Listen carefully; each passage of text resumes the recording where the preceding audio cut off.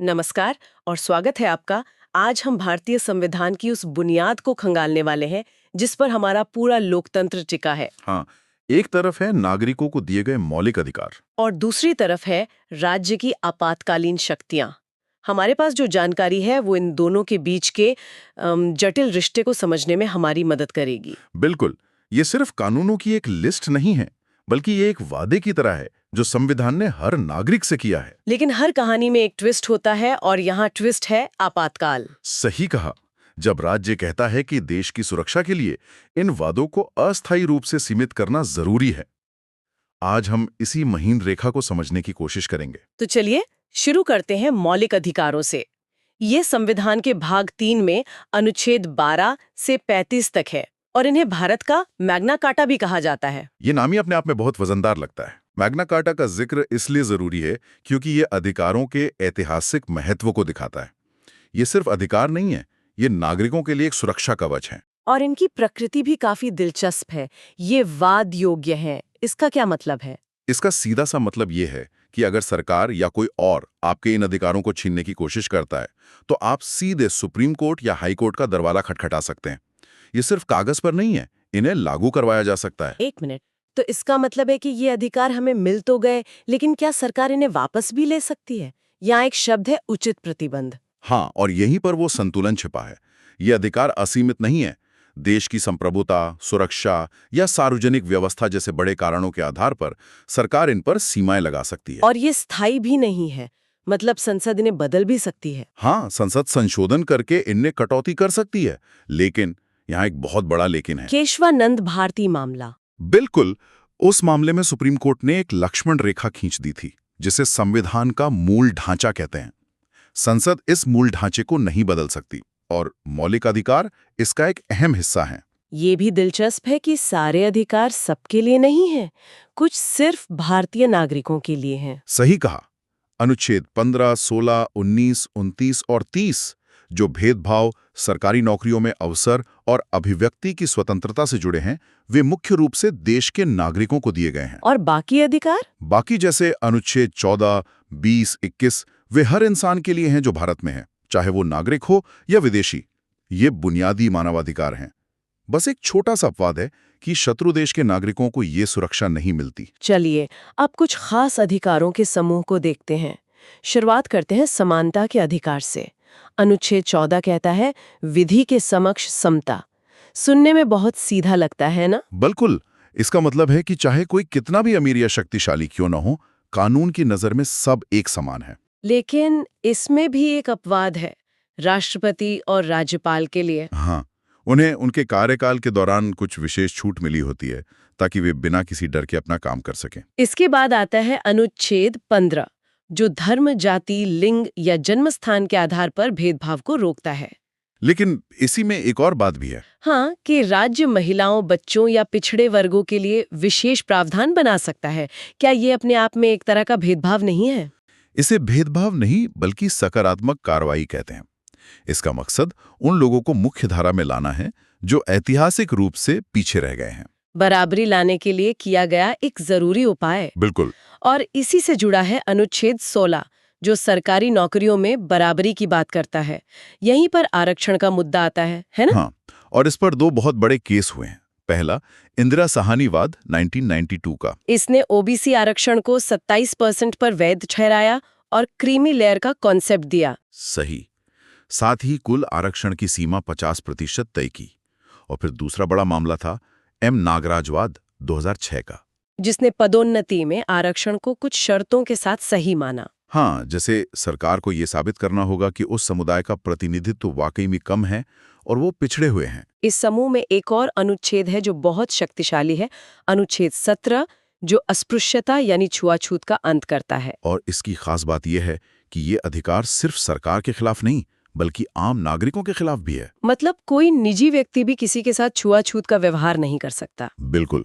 और इसे सख्ती से लागू करने के लिए सिविल अधिकार संरक्षण अधिनियम जैसे कड़े कानून भी बनाए गए हैं। और आखिर में है अनुच्छेद 18, उपाधियों का अंत। हाँ, इसके तहत राज्य सेना या विद्या संबंधी सम्मान के सिवाय कोई और टाइटल या उपाधि नहीं दे सकता। तो फिर भारत रत्न, पद्म विभूषण, ये सब क्या है? अच्छा सवाल है। बालाजी राघवन केस में सुप्रीम कोर्ट ने साफ किया कि ये पुरस्कार हैं, उपाधि नहीं। इसीलिए इनका इस्तेमाल नाम के आगे या पीछे मतलब प्रीफिक्स या सफिक्स की तरह नहीं किया जा सकता। चलिए, अब बात करते हैं स्वतंत्रता के अधिकार की। अनुच्छेद 19, जो असल में हमारी रोजमर्रा की जिंदगी की आजादियों का एक घोषणा पत्र है। हाँ, इसमें सभी नागरिकों को 6 तरह की स्वतंत्रता की गारंटी दी गई है। जैसे वाक एवं अभिव्यक्ति की स्वतंत्रता, जिसमें प्रेस की आजादी भी शामिल है। शांतिपूर्वक सम्मेलन करने की आजादी, संघ या समितियां बनाने की आजादी, और देश में कहीं भी घूमने, बस जाने और कोई भी व्यापार करने की स्वतंत्रता। सही। लेकिन यहीं पर एक बहुत बड़ा बदलाव हुआ था। संपत्ति का अधिकार भी पहले इसी का हिस्सा था। हाँ, 19(1)(f) में, लेकिन उसे हटा दिया गया। ऐसा क्यों हुआ? ये एक बहुत जरूरी बदलाव था। 44वें संशोधन 1978 के जरिए संपत्ति के अधिकार को मौलिक अधिकारों की सूची से हटाकर अनुच्छेद 300A में एक कानूनी अधिकार बना दिया गया। तो अब ये मौलिक अधिकार नहीं है। नहीं, ऐसा इसलिए किया गया क्योंकि जमींदारी उन्मूलन और दूसरे भूमि सुधार कानूनों को लागू करने में यह अधिकार आड़े आ रहा था। अब भी आपके पास संपत्ति का अधिकार है, पर यह मौलिक अधिकार नहीं है। आगे बढ़ते हैं अनुच्छेद 20 और 21 पर। अनुच्छेद 20 अभियुक्तों को कुछ सुरक्षा देता है। इसे आप एक अभियुक्त के लिए सुरक्षा कवच समझ सकते हैं। इसमें 3 बातें हैं।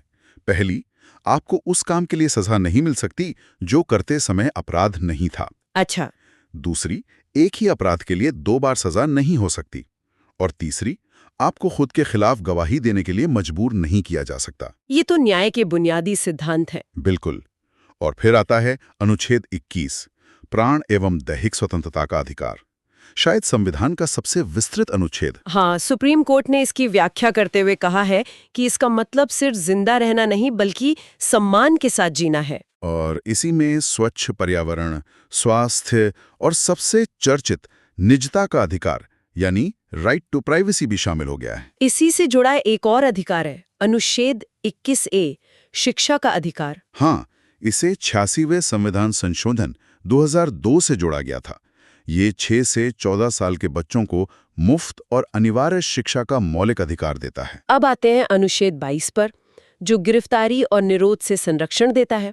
इसमें 2 तरह की हिरासत की बात है, एक साधारण और दूसरी निवारक। हाँ। साधारण यानी पुनिटिव डिटेंशन तब होती है जब किसी ने कोई अपराध कर दिया हो। इसमें व्यक्ति को गिरफ्तारी का कारण जानने, वकील से बात करने और 24 घंटे में मजिस्ट्रेट के सामने पेश होने का अधिकार है। लेकिन ये निवारक निरोध मतलब प्रिवेंटिव डिटेंशन, ये क्या है? किसी को अपराध करने से पहले ही गिरफ्तार कर लेना, ये तो बहुत कठोर लगता है। ये वाकई एक बहुत कठोर प्रावधान है। इसमें राज्य किसी व्यक्ति को सिर्फ इस शक पर हिरासत में ले सकता है कि वो भविष्य में कोई अपराध कर सकता है। इस पर कोई सीमा है? हाँ, इसकी अधिकतम अवधि एक सलाहकार बोर्ड की अनुमति के बिना 3 महीने है। यह राज्य की सुरक्षा और व्यक्तिगत स्वतंत्रता के बीच का सबसे तनावपूर्ण संतुलन है। वाह, तो ये सारे अधिकार तो हैं, लेकिन अगर इनका उल्लंघन हो तो क्या करें?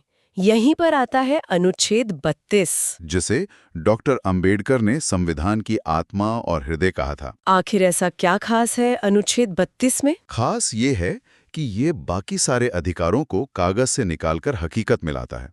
मान लीजिए आपके पास बहुत सारे अधिकार हैं, लेकिन अगर उन्हें लागू करवाने का कोई तरीका ही ना हो तो वे बेमानी हैं। तो ये एक तरह की मास्टर की है। बिल्कुल, ये आपको सीधे सुप्रीम कोर्ट जाने की शक्ति देता है अगर आपके किसी भी मौलिक अधिकार का उल्लंघन होता है। और इसे लागू करने के लिए कोर्ट के पास रिट्स नाम के खास हथियार होते हैं। हाँ, 5 तरह के रिट्स। पहला है बंदी प्रत्यक्षीकरण, हेबियस कॉर्पस, जिसका मतलब है शरीर को प्रस्तुत करो। अगर किसी को अवैध रूप से हिरासत में रखा गया है तो कोर्ट ये आदेश जारी करता है। और दूसरा है परमादेश, मैंडमस। इसका मतलब है हम आदेश देते हैं। अगर कोई सरकारी अधिकारी अपना काम नहीं कर रहा तो कोर्ट उसे उसका कर्तव्य निभाने का आदेश दे सकता है। और बाकी 3? तीसरा है प्रतिषेध, प्रोहिबिशन, जो ऊपरी अदालत निचली अदालत को उसकी सीमा से बाहर जाकर सुनवाई करने से रोकती है। चौथा है उत्प्रेषण, सरसुरारी, जो निचली अदालत के किसी फैसले को रद्द कर देता है। और 5वां अधिकार पृच्छा, को वारंटो, जिसका मतलब है किस अधिकार से। अगर कोई व्यक्ति गलत तरीके से किसी सरकारी पद पर बैठ गया है तो कोर्ट उसकी वैधता की जांच कर सकता है। अब एक ऐसे अधिकार की बात करते हैं जो हाल के वर्षों में बहुत चर्चा में रहा है, निजता का अधिकार। ये पुट्टास्वामी निर्णय 2017 से स्थापित हुआ है ना? हाँ, ये एक ऐतिहासिक फैसला था। इससे पहले 1954 और 1962 के मामलों में कोर्ट ने माना था कि निजता मौलिक अधिकार नहीं है। लेकिन 2017 में 9 जजों की बेंच ने एक मत से कहा कि निजता अनुच्छेद 21 के तहत जीवन के अधिकार का एक अभिन्न अंग है। बिल्कुल, उन्होंने पुराना फैसला पलट दिया। तो क्या इसका मतलब है कि सरकार हमारी निजी जिंदगी में बिल्कुल भी दखल नहीं दे सकती? नहीं, ये अधिकार भी असीमित नहीं है। सरकार राष्ट्रीय सुरक्षा जैसे किसी वैध उद्देश्य के लिए इसमें दखल दे सकती है, लेकिन इसके लिए 3 शर्तें हैं। क्या है वो शर्तें? पहला, एक कानून होना चाहिए। दूसरा, उद्देश्य जायज होना चाहिए।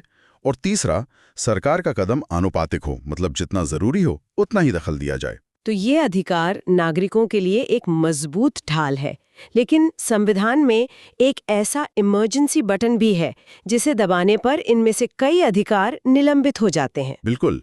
अब आते हैं संविधान के भाग 18 पर, आपातकालीन प्रावधान। अनुच्छेद 352 से 360 तक। इनका विचार भारत शासन अधिनियम 1935 से लिया गया, लेकिन आपातकाल के दौरान मौलिक अधिकारों को निलंबित करने का आइडिया जर्मनी के वाइमर संविधान से प्रेरित है। हमारे यहाँ 3 तरह के आपातकाल का प्रावधान है, राष्ट्रीय, राज्य और वित्तीय। सबसे पहले राष्ट्रीय आपातकाल की बात करते हैं। इसे 3 आधारों पर लगाया जा सकता है: युद्ध, बाहरी आक्रमण या सशस्त्र विद्रोह। यहाँ सशस्त्र विद्रोह शब्द बहुत महत्वपूर्ण है। मूल संविधान में इसकी जगह आंतरिक अशांति शब्द था। हाँ, और ये बदलाव सिर्फ एक शब्द का नहीं था, ये 1975 के आपातकाल के अनुभव का सीधा नतीजा था। आंतरिक अशांति एक बहुत ही अस्पष्ट शब्द था जिसका दुरुपयोग हो सकता था। बिल्कुल। सशस्त्र विद्रोह शब्द लाकर 44वें संशोधन ने एक बहुत ऊंची सीमा तय कर दी। अब सरकार सिर्फ विरोध प्रदर्शन के आधार पर आपातकाल नहीं लगा सकती। और इसकी प्रक्रिया क्या है? राष्ट्रपति मंत्रिमंडल की लिखित सिफारिश पर ही इसकी घोषणा कर सकते हैं, और इसे 1 महीने के भीतर संसद द्वारा विशेष बहुमत से अनुमोदित करना होता है। तो अब इन दोनों को जोड़ते हैं। राष्ट्रीय आपातकाल लगते ही मौलिक अधिकारों का क्या होता है? यहीं पर अनुच्छेद 358 और 359 सामने आते हैं। जैसे ही युद्ध या बाहरी आक्रमण के आधार पर आपातकाल लगता है, अनुच्छेद 358 के तहत अनुच्छेद 19 वाली 6 स्वतंत्रताएं अपने आप निलंबित हो जाती हैं। अपने आप मतलब कोई अलग से आदेश नहीं चाहिए? कोई आदेश नहीं चाहिए। लेकिन अगर आपातकाल सशस्त्र विद्रोह के आधार पर लगा है तो अनुच्छेद 19 निलंबित नहीं होता। अच्छा, और बाकी अधिकारों का क्या? उनके लिए अनुच्छेद 359 है। इसके तहत राष्ट्रपति एक आदेश जारी करके कुछ और मौलिक अधिकारों को लागू करवाने के लिए कोर्ट जाने के अधिकार को निलंबित कर सकते हैं। लेकिन यहाँ एक सबसे जरूरी बात है कि अनुच्छेद 20 और 21 कभी निलंबित नहीं होते। बिल्कुल, ये सुरक्षा भी 44वें संशोधन से ही आई। ये सुनिश्चित करता है कि आपातकाल की सबसे अंधेरी घड़ी में भी किसी व्यक्ति से उसके जीने का अधिकार और अपराधों के लिए संरक्षण का अधिकार नहीं छीना जा सकता। दूसरे तरह का आपातकाल है राष्ट्रपति शासन, जो राज्यों में लगता है। ये राष्ट्रीय आपातकाल से कैसे अलग है? ये पूरी तरह से अलग है। राष्ट्रीय आपातकाल देश की सुरक्षा के लिए है, जबकि राष्ट्रपति शासन तब लगता है जब किसी राज्य की सरकार संविधान के हिसाब से काम नहीं कर पाती। और इसमें नागरिकों के मौलिक अधिकारों पर कोई असर नहीं पड़ता है ना? कोई असर नहीं पड़ता। इस पर एसआर मुंबई केस का एक बहुत बड़ा फैसला आया था, जिसने इसके दुरुपयोग पर रोक लगाई। हाँ, कि बहुमत का फैसला राजभवन में नहीं बल्कि विधानसभा के फ्लोर पर होना चाहिए। सही कहा। और तीसरा है वित्तीय आपातकाल, अनुच्छेद 360। और अच्छी बात है कि आज तक भारत में कभी लगा नहीं है। ये तब लगाया जा सकता है जब देश की वित्तीय स्थिरता खतरे में हो।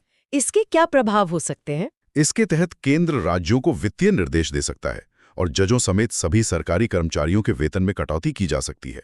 ये एक बहुत ही गंभीर कदम है। तो आज की इस पूरी चर्चा को समेटे तो एक तरफ हमारे पास मौलिक अधिकार हैं जो लोकतंत्र की आत्मा है और सरकार की शक्ति पर लगाम लगाते हैं, और दूसरी तरफ आपातकालीन प्रावधान है जो देश को असाधारण खतरों से बचाने के लिए राज्य को असाधारण शक्तियां देते हैं। बिल्कुल, ये संविधान का सबसे नाजुक संतुलन है। अधिकार हमें नागरिक के तौर पर मजबूत बनाते हैं, लेकिन आपातकालीन प्रावधान हमें याद दिलाते हैं कि ये अधिकार एक स्थिर और सुरक्षित देश में ही मायने रखते हैं।